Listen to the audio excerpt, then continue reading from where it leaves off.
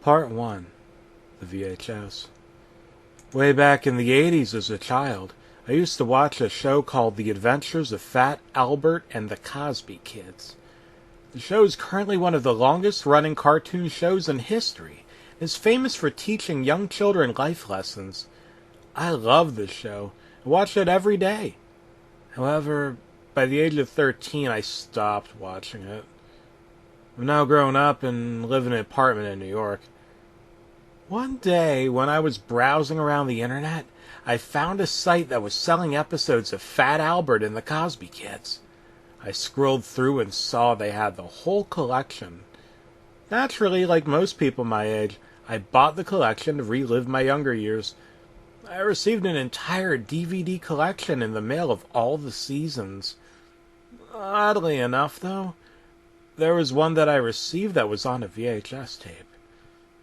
I did some research on the internet, and what I got was a few posts discussing an episode of Fat Albert that aired for only a few minutes. According to the fans, the episode was just beginning to start up, but then, right as the theme began to play, the show cut to static and an announcement was made on CBS, the channel that Fat Albert originally aired, that night's episode of Fat Albert and the Cosby Kids was canceled, and another episode would play instead. Upon realization of this, I became excited, not only because I now had the complete collection of my favorite show that I loved as a kid, but I also had some rare unreleased episode. I decided to play the episode entitled Smiling first. I got out my old VHS player and plugged it into the TV and put the VHS in. It was greeted by a black screen which just said in bold red letters, Fat Albert and the Cosby Kids, Smiling. From there, it cut to a picture of a mouth smiling with odd Japanese text above it. There was a rip in the screen that covered most of the last three symbols. Thankfully, I texted my friend who spoke Japanese, and he was able to tell me, using the parts of the symbols that weren't cut off, what they were and translated it for me. He said it translated out to, Smiling is the mask of the suffering. That was an odd way to begin. It unnerved me for some odd reason. Now, before I mention the theme, I need to mention that a lot of the intro was cut out, and only the scenes I mention are in it. The main theme began to play, except something was wrong. The song was lower and slowed down, making it sound depressing and ominous. Even weirder in the scenes where Bill Cosby was supposed to be on the stage dancing around during the theme, he wasn't there. It's just an empty background. It then cut to the scene where Albert's friends are supposed to be carrying him. Instead, it's just a picture of Albert lying on the ground and footprints leading off screen in the direction that they were carrying Albert. But what really stood out was that there were scratch marks leading in the opposite direction of the footprints. From what I could gather, I believe that the boy saw something and ran away. However, one of the boys wasn't able to get away fast enough, and it grabbed him and dragged him away. The intro then cut to the junkyard.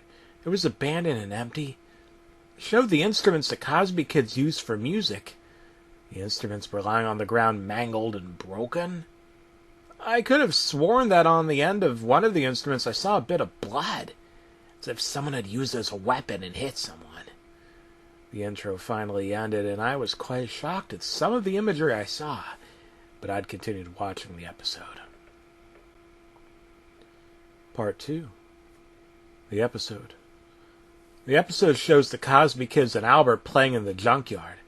Rudy began talking about how he heard about a new girl moving into a home nearby them. Rudy went on to say, I've heard from kids who've spoken to her tell me that she's really weird. We shouldn't hang out with her. Albert then replied, Just because she's different doesn't mean we shouldn't hang out with her. Before Albert and Rudy could finish their conversation, the school bell rang. Albert and the gang then hurried to school. When they arrived, they ran into the new girl. The gang introduced themselves and said hello. The new girl replied in a sad, depressed tone, Hello, I'm Daisy. Albert then asked her if she wanted to walk to class with them. Daisy then said, "Okay, I guess so." As they walked, Albert asked, "What had her so down?" Daisy replied, "I just feel sad. Never had many friends. I've always been secluded and everything just has a meaningless feel to it." Albert then replied saying, "But it's not, Daisy. Everything you do is meaning, and life is what you make of it. And when you finally realize that, you will smile and be glad I told you." Daisy then said, "Okay, then." After school, Daisy and Albert were walking when they eventually encountered Rudy lighting a joint with a special lighter that he carries around. Albert becomes furious and warns Rudy that drugs can do things to him, make him go insane. However, Rudy brushes off what Albert said and continued. The next day, Rudy got into trouble after having an outburst, attacking a fellow classmate and beating him into near unconsciousness. Events like this continued over the course of 3 days, until Albert couldn't take it anymore. He decided he'd tell the school faculty that he was doing drugs and to see if he could get Rudy any help.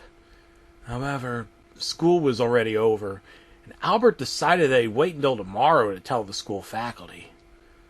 However, as Albert was walking to school, a scream bellowed from Rudy's house. Albert rushed to the door and tried to open it, but it was locked. Albert quickly went home and called the police. After a few minutes, Officer Gomez and other policemen arrived at the house. They went inside only to find Rudy's parents sitting at the dinner table, dead, with their heads lying against the table and Rudy nowhere to be found. The police did an investigation of the bodies and concluded that they were poisoned. Eventually, Daisy arrived and was in terror when she saw the sight. The police began to look around the house, and Albert and Daisy decided to help. Found a ventilation shaft ripped open, and assumed whoever kidnapped Rudy escaped through the ventilation shaft with him. Around 10 p.m., 2 days after Rudy's disappearance, Albert sees outside the window in the dark. Rudy standing in a dark corner staring at him. Albert ran out to see him, but Rudy ran off. The following day, Daisy was nowhere to be found, and after 3 days of absence, the police put out a search. Some neighbors stated they witnessed what looked like a kidnapping the night of Daisy's disappearance. The witnesses claimed they saw what looked like Rudy with a sadistic smile on his face, carrying something in a large sack away from Daisy's home. Albert then thought to himself, "It's those drugs. They're messing with Rudy's mind, making him do all these terrible things. He wasn't kidnapped. He killed his parents and climbed out the ventilation shaft." The show then cut to live-action Bill Cosby murmuring to himself, "It will not get my smile. It will not get my smile. It will not get my smile." Bill eventually became more aggressive and began yelling and pacing around the room like a madman. Then cuts back to the cartoon that shows Officer Gomez driving a car. His tires eventually burst from rolling across glass shards from what looked like smashed bottles. Officer Gomez's car crashed into a wall. The front end he crawled out of revealed that he had twisted his leg and was immobile. Rudy then appeared out of a nearby alley and started beating Officer Gomez until he was unconscious. He dragged his body off into the alley. Live-action Bill Cosby then appeared on the screen and was beating himself to near death with a baseball bat, repeating, "It will not have my smile," over and over and over. His face was swollen. He was losing insane amounts of blood. One of the stagehands eventually came out to help him, but he struck him down with the baseball bat, and then Bill Cosby continued to beat himself with the baseball bat until he was dead. Then cut back to the cartoon and showed Albert sitting and reading the newspaper. He sees in the newspaper that Officer Gomez disappeared last night and his patrol car was found 2 blocks down from where Albert lived. Albert decided to go out and investigate. He went to the spot where Officer Gomez's car was found. He walked around the area for an entire hour searching for clues, and Albert eventually found what he was looking for. Barely caught his eye, but he saw in a nearby alley, glistening in a very thin stretch of light. It just barely reached the alley, what looked like a few drops of blood. He went over to the alley and found several drops of blood leading further into the alley. What Albert found at the end of the alley was shocking. It was a severed hand. The hand had several small puncture wounds in it, as if a syringe had been stuck into it. The blood had been drained from it, almost as if a vampire had bit it several times. Albert then tried to open the door that was right behind the severed hand, but was blocked off by some object. Albert then called the police. Police arrived and took the hand as evidence and did an investigation of the alley. They found nothing else but the drops of blood in the hand. The hand was eventually confirmed to be Officer Gomez's hand. Albert was still in shock from that day, and he suspected that Rudy was behind it all. Albert got the remaining gang together and decided that they'd look for Rudy to confront him. They searched and searched, but found nothing. However, after a few hours of searching, Russell got bored and wandered off. The rest of the gang noticed this and went looking for him. They eventually found Russell standing in an alley, staring at Rudy. Rudy then grabbed Russell and ran off with him and had a huge grin on his face. They followed Rudy without him noticing, and Rudy led them to a warehouse. Albert decided the gang should stay out there and wait. The rest of the gang thought he was crazy, but Albert wanted to see if he could talk some sense into Rudy. Albert entered the warehouse and saw Rudy standing across, facing in the opposite direction. Standing in the middle of the length between Albert and Rudy was Russell, just standing there. Albert then yelled, "Russell, get over here, before Rudy hurts you!"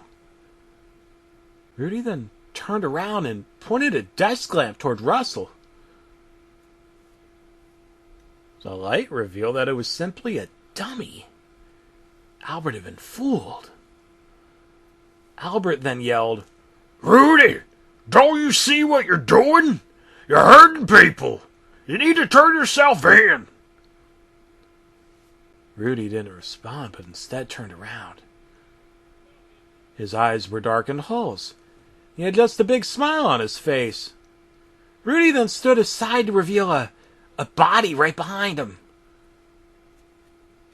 The body was hanging upside down from the ceiling, and his face was skinned, showing only an underlayer of muscle and tissue. The body was also wearing Rudy's clothes. This confused Albert because of Rudy that had done all these things was also wearing the same clothes. However, he didn't have to wait too long before the answer was revealed. Dark-eyed Rudy grabbed his face and pulled it off like a mask. Revealing that it was Daisy behind all of it.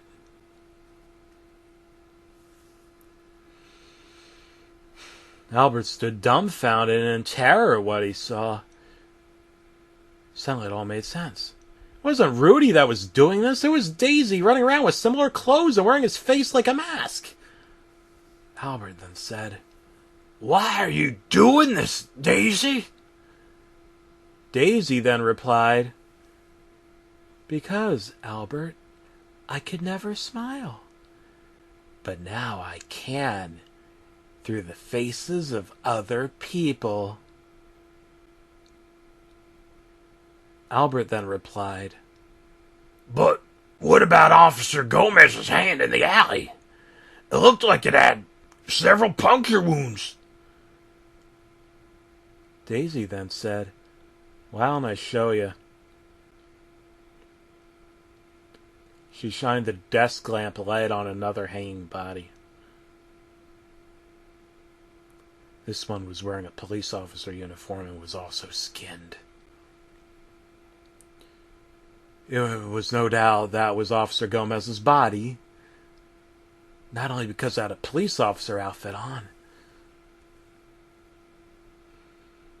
but because it was missing a hand. She pulled down his police shirt, revealing his stomach, and it revealed that his entire body was covered in puncture wounds from what looked like needles. Daisy then said, "I eventually began to feel sad again, even though I was wearing a smile. So I decided that I'd drain the blood and stomach acid from the people I collected. What I do with the blood and stomach acid is I take it to a friend I know, and he makes it into a smokable drug. The drug makes me feel happy, but I'm still not able to smile from it. So if I wear the smile and use the drugs to make me feel happy, I'll have a smile. If I keep both on, then." Albert replied sharply, But why did you cut off Officer Gomez's hand in the first place? Daisy replied in a maniacal manner, "He tried to grab me by my throat with his hand, so I cut it off. I didn't want to waste the blood in his hand, so I took a syringe in a jar I had and drained the blood from his hand into the jar." Daisy then laughed and said, "However, that's not important. What is the fact that you are the happiest person I know, and thus I need your smile." Daisy then pulled out a large knife covered in blood. The blood glistened in the light from the moon showing through the crack of the ceiling. This sight made Albert sick. Albert ran for the door, but Daisy got to it before him, locked it, swallowed the key. Albert then said, No, you won't have my smile. You'll never take anyone else's smile ever again. Albert then ran for some old gasoline cans, which he spotted, and picked one of them up and poured it on Daisy. It got into her eyes, and she screamed and began rubbing her eyes. Daisy eventually rubbed it off her eyes and was able to see again. She then charged with her knife, ready to skin him. Albert then remembered the lighter that Rudy always carried around, which he last used for smoking the drugs that his friend gave him. Albert ran for Rudy's body and reached into his pocket and was relieved to see his lighter in there. Albert then turned around and lit the lighter. Daisy stopped and looked at Albert, and before she could run away, Albert said, Hey, hey, hey, it's time to play.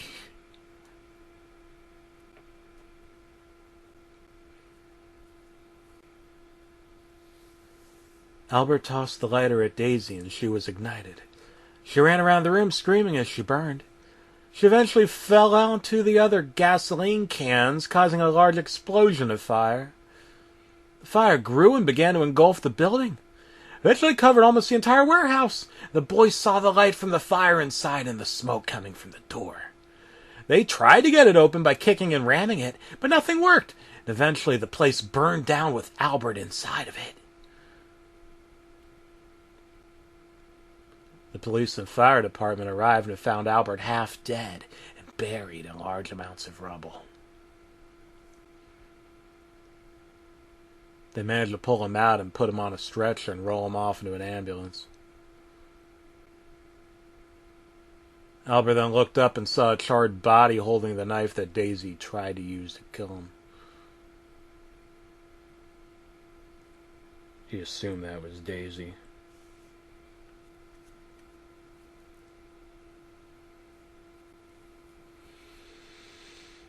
He also saw that Russell was back with the rest of the gang.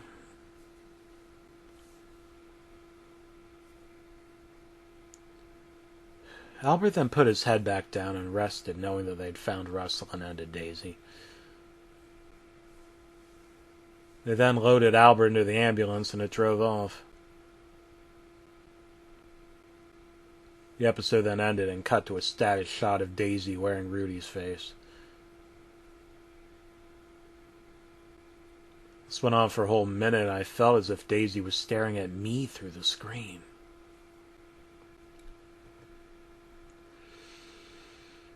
The episode then cut to black.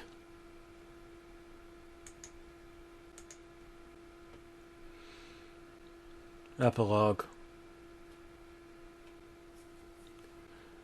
I didn't know what to think. I was feeling so many things at the moment. Fear from what I just saw. Anger at the person who sent this to me, thinking it'd be a funny joke. And relief that Albert had made it out alive. Despite all these feelings, I knew one thing for sure. I had to destroy this VHS. Took it and smashed it into bits with a hammer along with the entire complete DVD collection. I burned them just for safe measure. Is this the only copy? Not sure, but just take this as a warning to whoever's listening to this. If you receive a VHS copy of a Fat Albert episode entitled Fat Albert Smiling, then immediately destroy it.